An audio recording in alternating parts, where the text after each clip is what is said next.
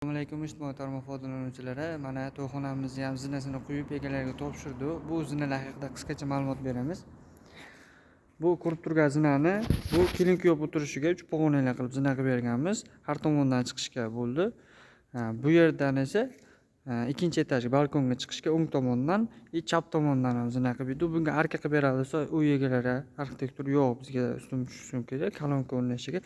To'g'rida san'atkorlar uchun joy. Ikkinchi etajga o'ng tomondan chiqib, chap tomondan tushishga mo'ljallangan. Zinamiz haqida qisqacha ma'lumot. Zinamizning balandligi 3,5 metr.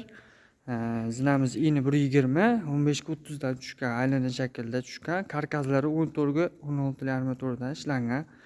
Ajoyib bo'lgan zina bo'ldi. Ko'rib baho berasizlar mana. Bu tomonga yumaloq qilmaganimiz sababi bu yerga stollar o'rnadi. Bu yerda ham xuddi shunday holat bo'ldi. Bu ham bu tomondan chiqishga. Bu san'atkorlarga ko'rib baho berasizlar mana. Kimga shunaqa xizmatlar kerak bo'lsa, aloqa chiqaverasizlar.